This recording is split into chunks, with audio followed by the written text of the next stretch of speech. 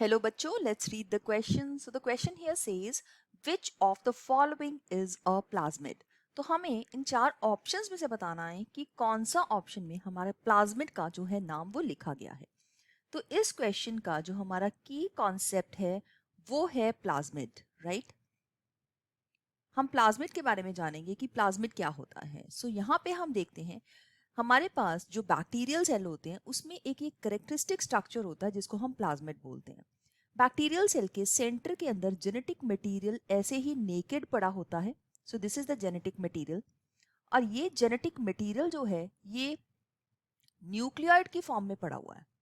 सो जो सेंटर में genetic material है इसको हम जीनोफोर या प्रोक्रोमोसोम बोल सकते हैं। लेकिन इसके अलावा भी हमारे पास कुछ और जेनेटिक मटेरियल साइटोप्लाज्म के अंदर इस तरह से सर्कुलर बॉडीज की तरह सर्कुलेट कर रहा होता है। इसको हम बोलते हैं प्लाज्मिड्स।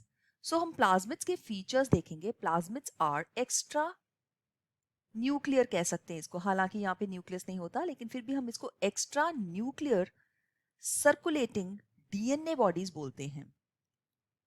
Circulating DNA bodies. तो यहाँ पे हमारे पास इन प्लाज्मिड्स की वजह से कुछ एडिशनल प्रॉपर्टी जो है वो डीएनए जो इसके अंदर है वो कुछ एडिशनल प्रॉपर्टी देगा बैक्टीरिया को। ये एडिशनल प्रॉपर्टी या तो जिस तरह से फर्टिलिटी हो सकती है, रेजिस्टेंस हो सकती है। तो फर्टिलिटी देने वाले प्लाज्मिड्स को बोलते हैं एफ प्लाज्मिड्स, और इसको कैपिटल एफ की तरह डिनोट किया जाता है। और जो रेजिस्टेंस टू एंटीबायोटिक देते हैं उसको बोलते हैं आर प्लाज्मिड्स। तो इस तरह से ये सर्कुलर बॉडीज होती हैं। लेकिन इन प्लाज्मिड्स को हम बायोटेक्नोलॉजी में वेक्टर्स की तरह यूज करते हैं, used as vectors to transfer a molecule of DNA from one cell to the other. इसी तरह का एक E coli artificial cloning vector है हमारा PBR322।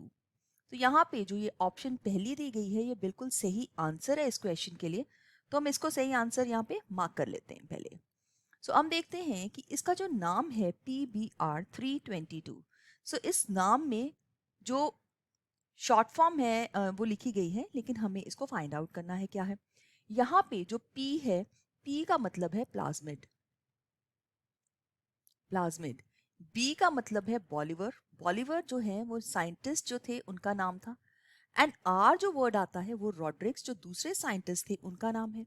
और 322 जो है वो order of formation of this vector in that particular laboratory. So इसी तरह से इकोलाई का PBR325, 328 और भी वेक्टर्स हैं। तो यहाँ पे ये जो दिया गया answer that means A is the right answer for this question. अब हम देखते हैं कि बाकी ऑप्शंस में क्या दिया गया है। जब हम बाकी ऑप्शंस की बात करते हैं तो BMH1 दिया है, SAL1 दिया है, इको R1 दिया है। ये तीनों की तीनों ही रिस्ट्रिक्शन एंडोन्यूक्लियसेस हैं। These are restriction endonucleases. तो रिस्ट्रिक्शन एंडोन्यूक्लियसेस क्या होती हैं? ये मॉलिक्यूलर सीजर्स होती हैं। These are molecular scissors. और ये मॉलिक्यूलर सीजर्स ऐसी कंपोनेंट्स हैं बायोटेक्नोलॉजी के जो डीएनए को एक स्पेसिफिक सीक्वेंस के ऊपर कट कर सकती हैं। तो ये एंजाइम्स हम लोग बैक्टीरिया से ही डिराइव करते हैं।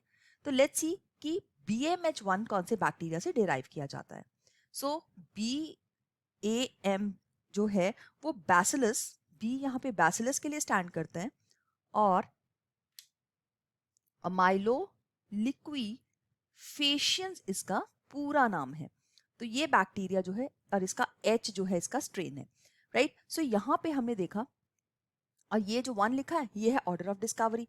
अब हमने सी पार्ट को देखना है। इस रिस्ट्रिक्शन एंजाइम का हम पूरा नाम देखेंगे, SAL1। तो SAL1 जो है वो है स्ट्रेप्टोमाइसिस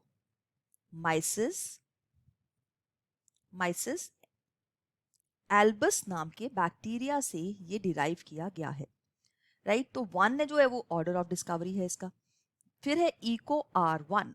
तो ये है बहुत ही कॉमन एंजाइम इको R1, और इस इको R1 को डिराइव किया गया है एस्चेरिचिया कोलाई बैक्टीरिया से, एस्चेरिचिया कोलाई बैक्टीरिया। अब हम इसको देखते हैं। जो R है वो इसका स्ट्रेन है और 1 है ऑर्डर ऑफ डिस्कवरी। तो इन सबको जो, क्योंकि ये साइंटिफिक नेम्स है, हम इसको हमेशा अंडरलाइन करके इसको डिनोट करेंगे। तो सेपरेटली इसको जीनस को और स्पीशीज को अंडरलाइन करना है। So I hope you have understood कि बाकी 3 ऑप्शंस जो हमारे पास यहाँ पे दी गई हैं बी सी एंड डी ये रॉन्ग क्यों हैं. A is the right answer for this question. I hope you've understood it well. All the best. Thank you.